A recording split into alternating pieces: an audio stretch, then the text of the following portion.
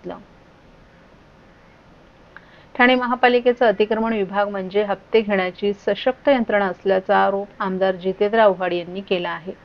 अतिक्रमण विभागात बदली करून घ्यायची असेल तर 5 कोटी द्यावे लागतात अशी माहितीही आव्हाड यांनी उघड केली आहे। स्वतःचा डम्पिंग ग्राउंड नाही, धरण नाही, सांडपाण्याची व्यवस्था नाही, क्लस्टर योजना पुढे सरकलेली नाही, त्यामुळे विकासाची दूरदृष्टी नसलेली माणसं नेतृत्व करतात, त्याचं नाव, त्या शहराचं नाव ठाणा आहे अशी जोरदार टीका देखील आव्हाड यांनी ठाण्यातील सत्ताधाऱ्यांवर केली आहे।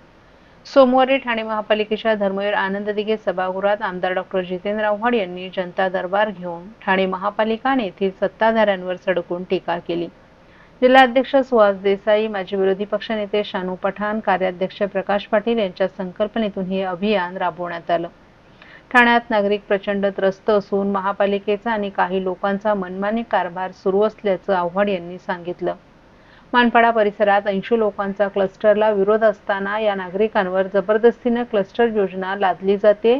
ज्यांची घरं मोठी आहेत ते क्लस्टर योजनेत का जातील? आतापर्यंत क्लस्टरच्या किती योजना यशस्वी झाल्या असे प्रश्नही आव्हाड यांनी उपस्थित केले। 7-7 एकर जागा विकासकाला द्यायची आणि विकास करायला सांगायचा। तो विकासक काय विकास करणार? ठाण्यात सर्व SRA योजना बंद आहेत। SRA योजनेचा समावेश जबरदस्तीने क्लस्टरमध्ये करण्याचा घाट घातला असल्याचा आरोपही आव्हाड यांनी केला। गेल्या 45 वर्षात ठाणेकरांसाठी धरण बांधता आलं नाही। आपण स्वतः शाई धरण आणलं होतं, ते का करू शकले नाहीत? 2000 कोटींचे रस्ते बांधले जातात, मग धरण का बांधता येत नाही असा प्रश्न आव्हाड यांनी उपस्थित केला। ठाणेकरांना पाणी नाही, ओसी देताना विकासकाला सांगितलं जातं नागरिकांना पाणी देण्याची जबाबदारी तुमची। मग विकासक पाणी देण्यास सक्षम नसेल तर त्याला ओसी का दिली जाते? यापुढे सर्व नवीन बांधकामांना ओसी देणं बंद करा अशी मागणी देखील आव्हाड यांनी पालिका आयुक्तांकडे जनता दरबाराच्या माध्यमातून केली आहे। गल्लोगल्ली कचरा आहे, पाणी नाही, अख्ख्या शहरातील नालेसफाई ठप्प आहे, प्रत्येक तलावात सांडपाणी सोडलं जातं, मग मलनिस्सारणाचा निधी गेला कुठे? गेल्या 45 वर्षात वॉटर आणि गटाराची सुविधा करता आली नाही आणि आमची महापालिका श्रीमंत महापालिका आहे असं दाखवलं जातं अशी टीकाही आव्हाड यांनी केली। महाराष्ट्रातील भगिनींना आधार देणारी राज्य शासनाची मुख्यमंत्री माझी लाडकी बहीण योजना। या योजनेअंतर्गत अल्प उत्पन्न गटातील 21 ते 65 वयोगटाच्या भगिनींना मिळणार दरमहा 1500 रुपयाची मदत। अर्ज करण्यासाठी 31 ऑगस्ट 2024 पर्यंत मुदतवाढ। कुटुंबाचं वार्षिक उत्पन्न 2.5 लाख रुपयांपेक्षा कमी असलेल्या महिला पात्र। कुटुंबाकडे पिवळं किंवा केशरी रेशन कार्ड असल्यास उत्पन्नाचा दाखला आवश्यक नाही। पांढरं रेशन कार्ड असेल किंवा रेशन कार्ड नसेल तर कुटुंबाचं वार्षिक उत्पन्न 2.5 लाखांपेक्षा कमी असल्याचा दाखला आवश्यक। योजनेसाठीचा ऑनलाईन अर्ज नारी शक्ती दूत ॲपवरून किंवा पोर्टलवर भरता येईल। ज्या भगिनींना ऑनलाईन अर्ज भरता येत नसेल त्यांच्यासाठी अंगणवाडी, ग्रामपंचायत, वॉर्ड ऑफिस, सेतू सुविधा केंद्रामध्ये किंवा आशाताई बचत गटाच्या CRP यांची मदत उपलब्ध। आता आपल्याला अभिमानाने म्हणता येईल, सुखी आणि सुरक्षित आहे माझी लाडकी बहीण। ठाणे जिल्ह्यात 1 लाखाहून अधिक विद्यार्थी 10वी परीक्षेत उत्तीर्ण झाले असून विविध शाखांमध्ये 11वीच्या प्रवेशासाठी ठाणे जिल्ह्यातील 454 महाविद्यालयांनी दरवाजे उघडलेत। जिल्हा शिक्षण विभागानं ऑनलाईन प्रवेश सुरू झाल्याची माहिती दिली आहे। 11वीत प्रवेश घेऊ इच्छिणाऱ्या विद्यार्थ्यांसाठी 454 कनिष्ठ महाविद्यालयांनी आपले दरवाजे उघडलेत। त्यामुळे सर्व विद्यार्थी आणि पालकांनी वेळापत्रकानुसार ऑनलाईन नोंदणी आणि प्रवेश प्रक्रिया पूर्ण करावी असं आवाहन शिक्षणाधिकारी ललिता दहितुले यांनी केले। 10वीची परीक्षा उत्तीर्ण केल्यानंतर आता विद्यार्थ्यांची 11वी प्रवेशासाठी लगबग सुरू झाली आहे। प्रवेश प्रक्रियेसाठी आवश्यक असलेली कागदपत्र, आधार कार्ड, जातीचे दाखले मिळवण्यासाठी विद्यार्थी पालक सेतू कार्यालयांमध्ये चक्रा मारत आहेत। मात्र 11वी प्रवेश प्रक्रिया नेमकी कधीपासून सुरू होणार याबाबत उत्सुकता होती। अखेर जिल्हा शिक्षण विभागानं 11वी प्रवेशाची प्रक्रिया सुरू असल्याचं जाहीर केलं असून त्यासंबंधीचं वेळापत्रकही प्रसिद्ध केले। त्यानुसार सोमवारी 19 मे पासून विद्यार्थ्यांसाठी पोर्टल सुरू करण्यात आलं असून 12 जून पर्यंत प्रवेश प्रक्रिया पूर्ण करण्यात येणार आहे। तर 14 जून रोजी दुसऱ्या फेरीसाठी रिक्त जागांची यादी प्रसिद्ध होणार आहे। प्रवेश प्रक्रिया पूर्ण करताना विद्यार्थ्यांनी प्रमाणपत्राची स्कॅन प्रत अपलोड करणं आणि संबंधित महाविद्यालयात प्रत्यक्ष हजर राहून कागदपत्रांची पडताळणी करणं आवश्यक आहे। विद्यार्थ्यांनी प्रथम पसंती मिळाल्यास तिथेच प्रवेश घेणं अनिवार्य राहील। एकदा प्रवेश घेतल्यानंतर तो अंतिम मांडण्यात येईल। त्यामुळे पालकांनी आणि विद्यार्थ्यांनी यामध्ये गांभीर्याने सहभागी व्हावा आणि वेळापत्रकाचे काटेकोर पालन करावं असं आवाहन शिक्षण विभागामार्फत करण्यात आले।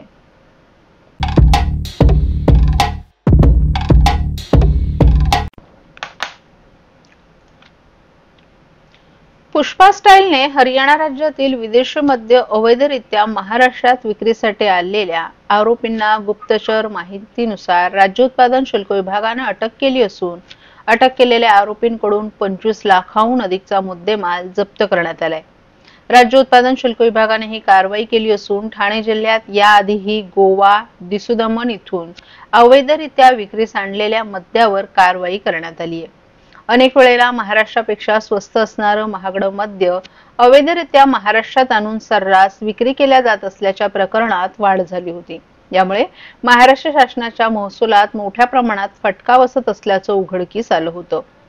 शासनाचा हाच महसूल बुडू नये यासाठी महाराष्ट्र राज्य उत्पादन शुल्काचं पथक तैनात असून मागील वर्षभरात तब्बल 30,000 बल्क लिटर विदेशी तसंच देशी बनावटीचं मद्य ठाणे राज्य उत्पादन शुल्क विभागानं जप्त केले। यामुळे मोठ्या प्रमाणात महाराष्ट्र शासनाचा महसूल वाचवण्यात यश आले।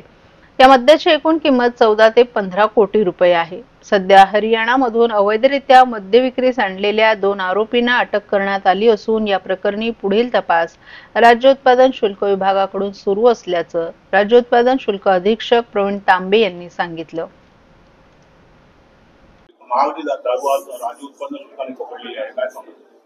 राज्य उत्पादन शुल्क विभागाचे आयुक्त माननीय श्री राजेश देशमुख साहेब यांच्या मार्गदर्शनाखाली कोकण विभागीय पथकाचे निरीक्षक श्री दिगंबर शेबाळे यांना गुप्त बातमीदारामार्फत अशी माहिती मिळाली की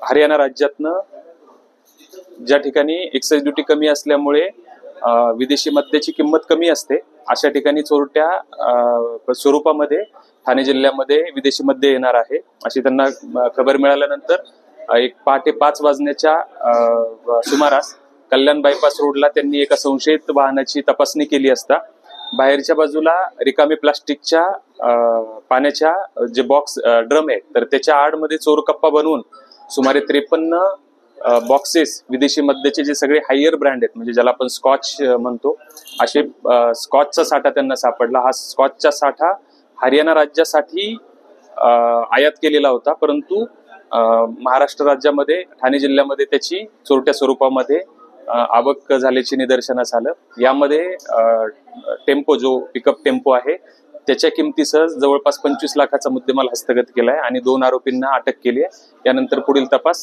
श्री दिगंबर शेवाळे आणि त्यांची टीम करत आहे। ते तपासामध्ये निदर्शनास येईल हा नेमका कुठे कुठे जात होता आणि 53 बॉक्स स्कॉच ही म्हणजे या लगतच्या कालावधीमध्ये एवढ्या मोठ्या प्रमाणात पहिल्यांदाच सापडली त्याच्यामुळे याचा नेमका सोर्स काय हे तपासामध्ये निदर्शनास येईल। याच्यामध्ये सध्या तरी 2 आरोपी आहे। याच्यामध्ये तपासानंतर हा नेमका कोणाला पुरवण्यात येत होता आणि याचा मागचा किंगपिन कोण सूत्रधार कोण हे तपासामध्ये निदर्शनास येईल।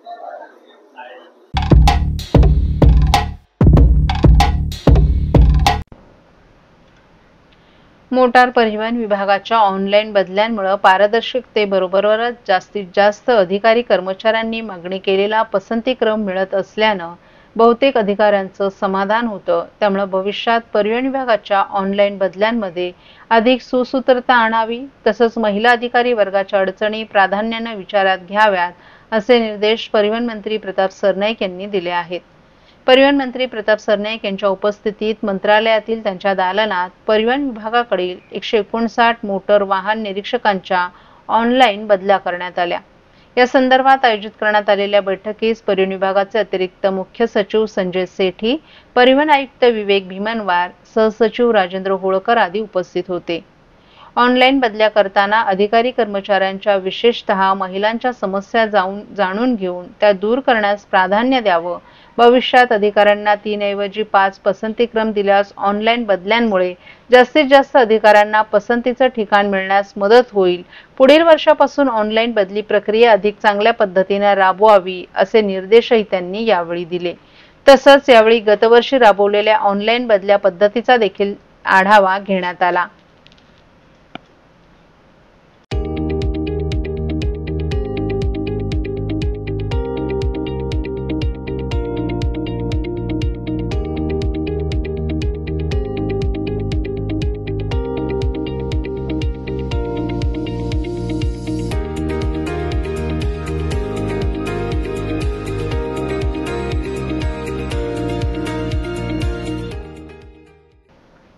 शिवाजीनगर, वर्तकनगर, महाराष्ट्र नगर मध्ये 20 वर्षांनी अचानक पाणीपट्टींची बिलं आणि त्यावर लाखो रुपयांच्या दंडाच्या नोटिसा माढा प्रशासनानं सोसायट्यांना पाठवल्यानं सर्वसामान्य रहिवाशांचं तोंडचं पाणी पळाले। याबाबत आमदार संजय केळकर यांनी म्हाडा प्रशासनाशी तात्काळ संपर्क साधून जाब विचारला।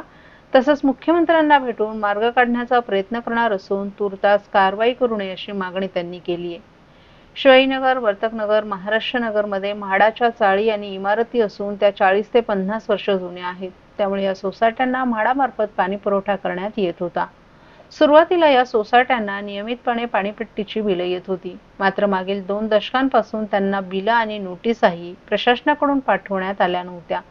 आता तब्बल 20 ते 22 वर्षांनी म्हाडानं अचानक या सोसायट्यांना पाणीपट्टी थकवल्याच्या नोटिसा बजावून 15 दिवसात बिलाची रक्कम आणि त्यावरील दंड भरण्यास सांगितले, अन्यथा कारवाई करण्याचा इशारा या नोटिसांच्या माध्यमातून दिला आहे। शिवाजीनगर भागात काही सोसायट्यांना 1 ते सव्वा लाखांची पाणीपट्टी आणि त्यावर 10 ते 15 लाखांचा दंड भरण्याच्या नोटिसा मिळाल्यात। वर्तकनगर भागात काही सोसायट्यांना 2 ते 3 लाखांची पाणीपट्टी आणि त्यावर 10 ते 15 लाखांचा दंड भरण्याची नोटीस बजावण्यात आली आहे। अशीच परिस्थिती महाराष्ट्र नगरमध्ये असल्याचंही बोललं जाते। अचानक आलेल्या आर्थिक संकटानं गर्भगळीत झालेल्या रहिवाशांनी मागील आठवड्यात शुक्रवारी आमदार संजय केळकर यांची भेट घेऊन न्याय मिळवून देण्याची मागणी केली।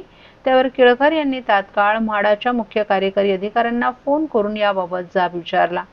या प्रकरणी आम्ही मुख्यमंत्री देवेंद्र फडणवीस यांना भेटून मार्ग काढण्याचा प्रयत्न करणार आहोत। तोपर्यंत म्हाडा सोसायट्यांवर कोणतीही कारवाई करण्यात येऊ नये अशी मागणी केळकर यांनी केली आहे।